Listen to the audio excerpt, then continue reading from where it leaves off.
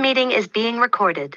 Hello, wonderful. This is Sarah. And who in their life has needed emotional resilience? And I hope you have all raised your hand because we all need it in some way, form, or fashion. And we are here with Rachel Shumway, who's an emotional resilience coach who's going to talk to us about being our best selves, even in the face of diversity. Hello, Rachel. How are you? Hi, Sarah K Ramsey. I am so excellent. Thank you so much for having me on today. I think I just said in the face of diversity instead of adversity. Did I say? You did. I But caught myself. See, there it's is a early. diversity of adversities that we all face. Let's say that. I went back and I was like, huh. So today, previous to our conversation, I've been doing all the things that I've been putting off. I just turned in my book to my editor. And so it's all the things I've been putting off leading into this conversation. So a weird word wobble that I not in the face of diversity, in the face of adversity. They're probably all like, what is Sarah doing this morning? Drinking my coffee and chatting with Rachel. We're going to That's talk right. emotion. It's going to be amazing. So how do you describe emotional resilience? I describe emotional resilience as a process of developing trust within yourself that you can feel any negative emotion or positive emotion on your way to achieving a big goal, which a big goal means something different for everybody. For some people, it means making a certain amount of money. For some people, it means having or adopting a child. For some people, it means stepping back from the corporate workplace, the hustle culture, to a place of more receiving and rest. It's different for everybody. It doesn't look a certain way, but the important key is learning to develop that trust within yourself that you can feel anything on your way to overcoming those obstacles and failing and learning and picking back up. So when I started this conversation about my own emotions, I think there is more conversation around feeling the hard feelings, feeling the sadness, feeling this. And as I've grown in my work and then started working with my clients, I actually got an email yesterday that said, hope is a loaded gun. Mm-hmm. Mm-hmm. And I had sent out an email talking about, developing hope and, the next level of life, and life doesn't always have to be this way. And she responded back. I was so glad she did. And she said, for so many of us, hope is a loaded gun. And so I'm glad you pointed out the difficulty of feeling positive emotions as Yeah. well, because that is not as talked about as much. Yeah, for sure. Well, and I like that you bring up hope because I would define hope as an excellent transition emotion from Mhm. something that feels very hopeless and helpless and out of control into something a little bit more empowering, but also hoping does not empower us to take the action that we need to achieve the goal. It does kind of get us out of that like out of control state of like, I hope that things can get better. I'm just going to keep pulling through. But then when you get to that point, it's like, what do you need to actually get out there and take the action is like commitment and gusto and curiosity, right? No, I agree completely. And I was telling a lady on the phone today, I said, I have never one time heard of someone transform their lives by themselves. Mm. Ever. Not one time have I ever heard. And not that we don't want to listen to ourselves and, pray or meditate or whatever. I'm not saying that, but hope is a lot of people's strategies. And I'm asking, what's your healing strategy? Well, I hope it gets better. Okay. So if you But have what are two you people, doing about it? yeah. One person says, I hope it gets better. And one person says, this is how I'm going to make it better. Which one do you think is going to win? Yeah, the latter for sure. Right. Yeah. But people don't think that way Yeah. without us pointing it out sometimes. And I'm sure I certainly didn't have not thought that way my whole life. So I don't want to give the impression that I was born with this information or that I'm just somehow a magical fairy. And you're magical fairies. I just, we had our own journeys of figuring this stuff out as well. Yeah, absolutely. Well, and why do we choose hope over another emotion? Is that hope feels good, it feels comfortable. And with that space, what we would need to what is required of us to actually make the thing happen. So let's just take a business goal, for example. We would have to feel disappointment. We would have to go and try something and have it not work out and feel disappointed because, when something doesn't work out, inevitably, as a human brain, we're going to make it mean that we're doing it wrong, that we're a failure, that we're not cut out for it. That's the immediate brain response. And so the trick of developing resilience is learning to recognize, okay, I am making this failure mean that I am wrong, that I am not cut out for this. That feels terrible. And then, okay, feel this emotion for a little bit, sit with what it feels like to be a person experiencing disappointment. It feels really heavy. It feels really sticky. It doesn't feel good in my body, but I can watch it. I can allow myself to just be here for a second. Resilience is going to allow me to move on to that, to a space where my brain is ready to start thinking of something more productive. If we're willing to go through that process, we don't need hope because we know that we can feel the disappointment without talking to ourselves like a meanie, if you will. And then getting through on the other side and like, okay, I got through that. What's next? What are the actions that I need to take? And how do I need to feel in order to go and make that happen? And recognizing that we can change our feelings, Yes. right? You said, how do I need to feel to make that happen? Oh, Okay, first so of all, magical. right? Two pieces. One, to make that happen because something is happening. Right? There's some goal, there's some, even if it's another feeling, even if it's, in my own life, right? I want to have feel more peace. Last year was very stressful, good stress and bad stress. And this year I want to feel more peace in my life, Mhm. right? So that's a feeling I can go with. It doesn't have to be a business goal, Yeah. right? It can The be. It can feeling can be the goal. right, right. Let's talk about that a little bit because that's probably a new topic for a lot of people. Mm-hmm. Yeah. Well, at the end of the day, the only reason that we would want to achieve something or to have something is because of how we think it will make us feel. Why do people want a partnership? Why do people want a relationship? Is because we think it's going to make us feel more connection. But how many of us have been in relationships where we didn't feel connection? Well, okay. So we want that relationship so that we can feel a certain way. So the trick is, okay, I want this, but how can I provide that for myself right now? Because there is a need within me to feel connection. I was talking to my coach the other day about like why I wanted to write this book. And it's because I think it's going to make me feel accomplished. Okay, so I can just start feeling accomplished every single day that I write a chapter of my book. How do I do that? If accomplishment is the goal, I can tell myself, wow, look at that. Look at what you just created. You wrote a page in your book. You sat down, you looked at all of the doubts that were coming up of nobody cares, Rachel. Like your story is not worth sharing. And I looked at it and I was like, that's not true. I can be proud of myself for setting that boundary with myself and just like cutting that. Be like, you know what? You don't belong here because I'm too busy writing a book. Creating that sense of accomplishment right now, because what's that going to do? It's going to be like, well, tomorrow I definitely want to write another page because I know that I'm going to talk to myself in a way that will allow me to feel accomplished, feeling accomplished every single damn step of the way until I write the book and I already feel accomplished. And then I can continue to feel that because I've been practicing that every step of the way. It's who I have become. And that was in my own personal journey. That has been one of the hardest lessons because that usually goes with a conversation around trust the process. Mm. And I have probably wanted to punch 30 coaches who told me that, or in that I just hated it. Like just Yeah. it was just like this bear rose up, and I just wanted to like bat them with my bear claw or something. I mean, it's just to be honest about it, like that. Just like, okay, you can have the feeling without the thing. Yeah. I just want to be really honest to my listeners and say, yes, and now I know how to do that. Yeah. And When it I was is do the that, Yeah, like it it was is the most annoying thing that coaches say. Like, come on. You really think I can feel accomplishment without writing the book? uh-huh. But why not? You Mhm, can mhm, choose to not feel accomplishment until the thing is done.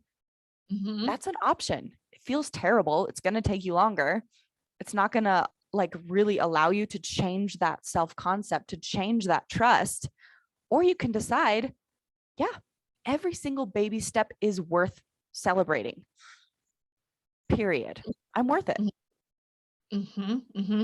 And if anyone is wanting to write a book, I have, and I absolutely did that. And I've done that with my second book. There's a section I was taking all these problems and breaking them apart with different strategies for solving the different problems. It's very tedious, right? It's tedious. It just is. Yeah. Breaking apart people's problems and teaching problem solving strategies is tedious. And but I was like, oh, I finished that section. If I just do this section today, then I can get this tonight. If you're putting off, and I know a lot of people on this listening to this podcast are dating, and I think about this in the dating process of like, okay, if I find the one tonight, then I'm accomplished, I'm loved, it's been a successful day. And if I just meet a guy that will probably be friends, but he's not, the one, I'm a loser and it's terrible and life Yeah. is over and I'm going to die alone. As you're speaking about that emotional resilience, that's where I see it, both in the business building and in the dating process in particular. Yeah, I see that a lot. definitely. Yeah, I was actually talking to a client about this the other day. She has been going through some challenges with her boyfriend. And one of the things that she kept saying was like, I need him to come back to me so that I can feel my identity again. It's like, whoa, whoa, whoa, whoa, whoa, slow down. We have so many of these expectations of how people should behave so that we can feel a certain way. Uh-huh. And that's a little more of an extreme example, but I need them to tell me how wonderful I am so that I can feel and truly give myself permission to feel wonderful. It's like, no, that's not their responsibility. Your responsibility to yourself is to make that decision. And that's that emotional resilience component, is to like really challenge those beliefs and to break it down and to decide, okay, I am lovable and I am worthy, regardless of what he or she thinks about me. And Mm-hmm. they're lovable and worthy, even if I don't really want them in my life. That's an option that's available to me, but it's not an either or thing. It's a commitment to believing something new, which is a skill that we haven't been taught. Believing something is possible ahead of time, because at the end of the day, it's like the future is unwritten, right? And this is another really annoying thing that coaches say, right? The future is unwritten. And when we decide that something is not possible, it could be equally true that it is possible. The brain wants us to believe that it is not possible because by doing so, in some way, we think that it's making us avoid a negative emotion. But we can be disappointed in ourselves because something doesn't work out, and also feel proud because we tried. Or we can be Mm-hmm. disappointed because we've decided to fail ahead of time and make it not happen just by believing it's not possible.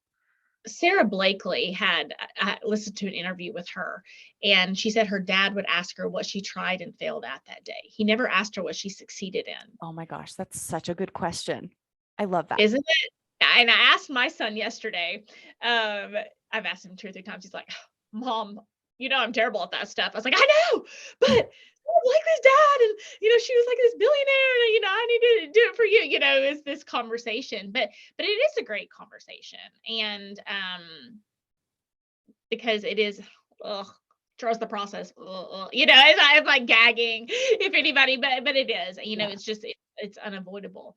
Yeah. And also, if I may, almost threw up in my mouth a little bit when this woman talked about her identity being found through her relationship. And since this is a toxic person proof podcast, I must address that if I may, because that's just so dangerous.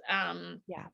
And for yourself emotionally, for if you decide to have children and they model this behavior, it's just when you are a high value woman and in the dating process, I have value, I have identity, you are coming into my life and we are doing identity and value together, not Yeah. if you choose me, I have value and identity. Yeah. Yeah. For sure. And really this is part of the journey, I think, for so many of us, is starting at rock bottom, if you will, which does not mean you're out on the streets and an alcoholic. Like rock bottom is whenever you decide, you know what? No, I'm done. And so, right, the first step of the process is just coming to that awareness of, whoa, I am hinging my identity on this person. I am giving them all of my power. I am forcing myself to just wait around until they make a decision. Okay, that's where I'm at right now. This is my place in the journey. And so that's what I worked on with her last week, is just helping her to see where she was giving her power away and starting to step into, okay, I am willing to take that back. What does that look like?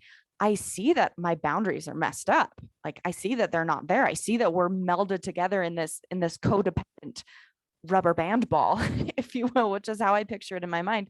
How can I start unpeeling that one layer at a time? It's not going to go from a complete loss of a sense of identity to, okay, I know who I am. All of my boundaries are perfectly in place. Trusting the process in this place, right, just means I am going to take it one day at a time. I know what my boundary is. If they talk to me in this way, if I feel this reaction in my body, then I'm going to push pause. I'm going to go to the car. I'm going to put on my music, which is the plan that we came up together. I'm going to go into the car and I'm going to take 20 minutes to push reset. That is something that I can control. That is a small action that I can take. Trusting the process is so confusing because it's this big nebulous thing, but chunking it down into bite-sized doable things that we can do every single day until eventually that identity starts to be rebuilt, because that trust has been built as you follow through on that boundary. Okay, I am a person that is starting to stand up for herself. If I can do it in this area, okay, then I've got evidence that I can do it in another area. Where is an area that I feel a little bit of resentment or out of controlness? Okay, let's look at that negative emotion. Let's find what it's telling us. Let's find the wisdom in it, because inside of every negative emotion is just a signal that, hey, something's going wrong. Maybe it's my perception of another person. Maybe I can look at that that mindset, that thought work, and maybe something truly does need to change. How can I be here for myself? How can I advocate for myself here? Well, and I like that you said when you talked about trust.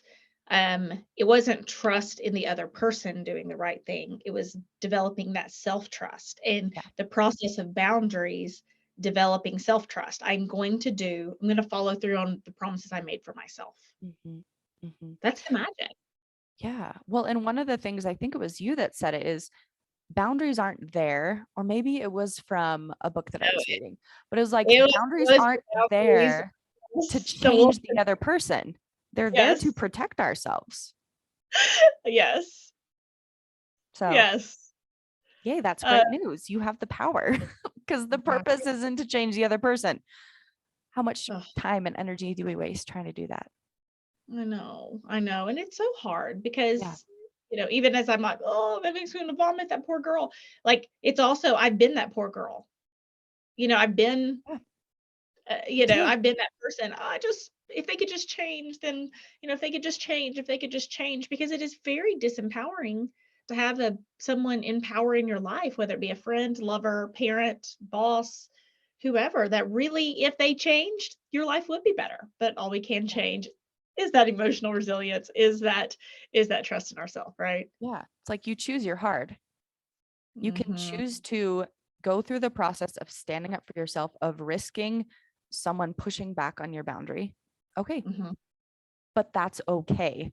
If you can handle the negative emotion that will come from someone pushing back and perhaps questioning your self regard or questioning your intentions, if you're willing to feel that,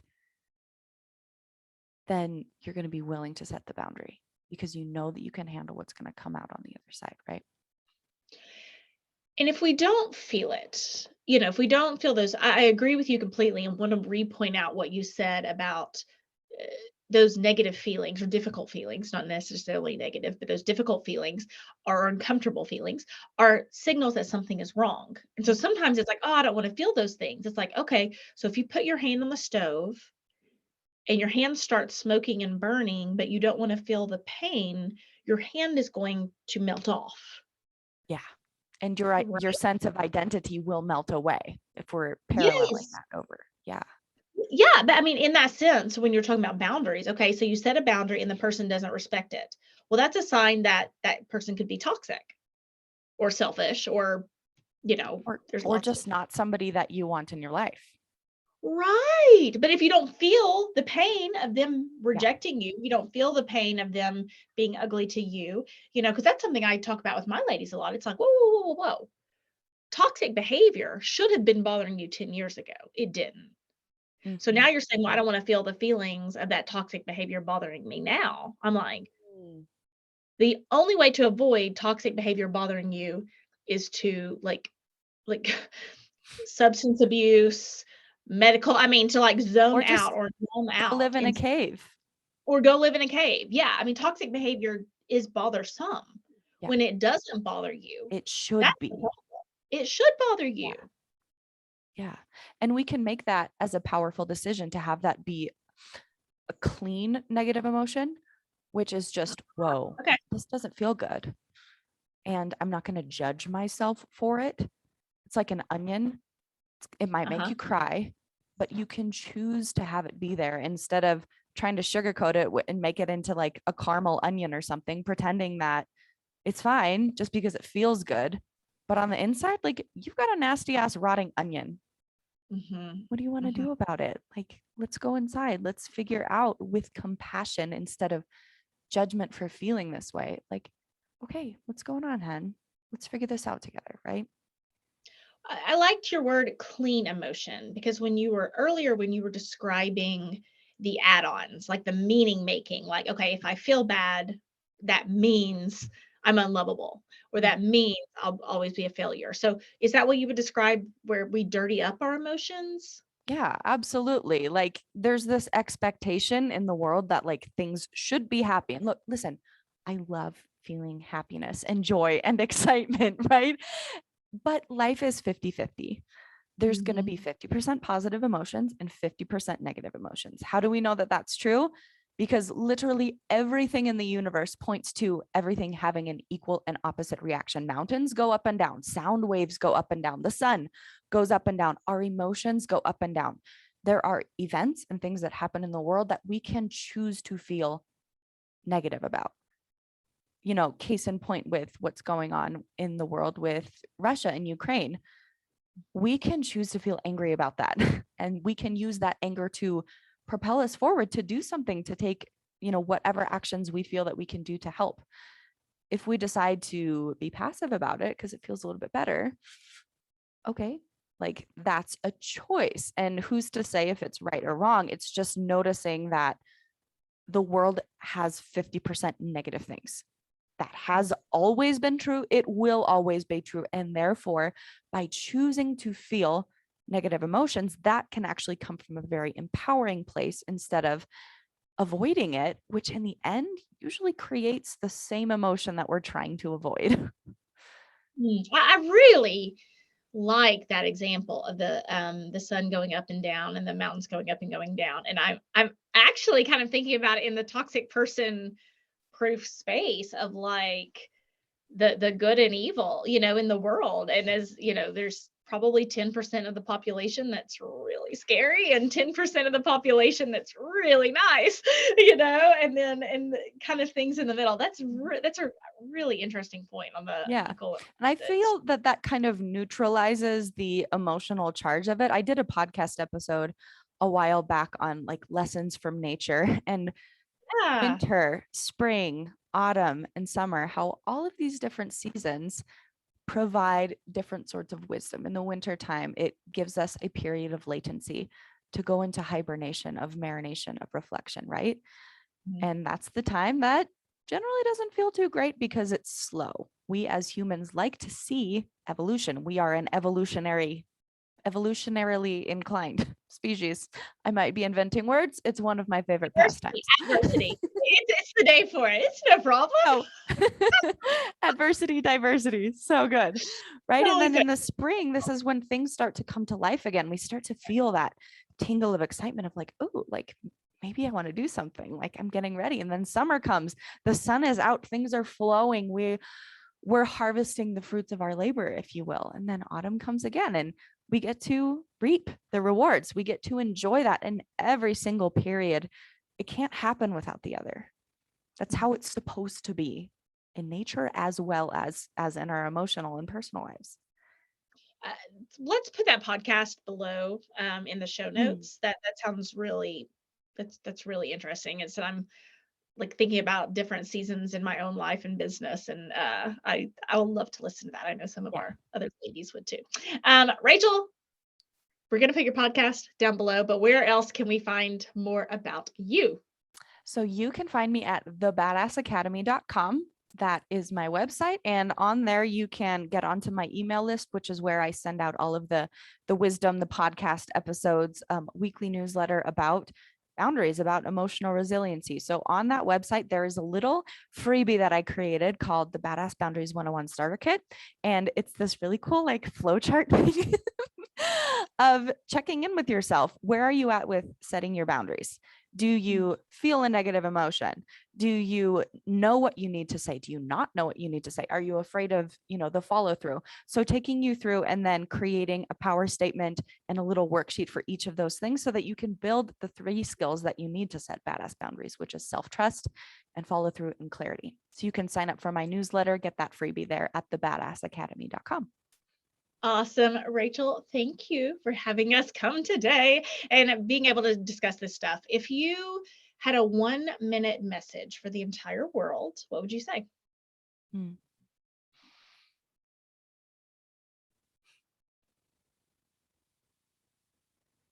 Nothing in the world can make you feel love except for your decision to advocate for yourself and your worthiness of feeling love. Nothing in the world can bring you a sense of security unless it starts with you making the powerful decision to create security and safety in your body. That is the work, is recognizing that every goal, every negative emotion, everything that comes up along the way is there for you to deepen your self-concept, is there for you not to just create the life that you desire because you're worthy of that. And if you want it, you can have it. And along the way, the trusting the process part, the non-sexy part ends up being the most rewarding of all. Awesome. Rachel, thank you for helping us today on our journey to becoming toxic person proof. Yay. Thank you for having me.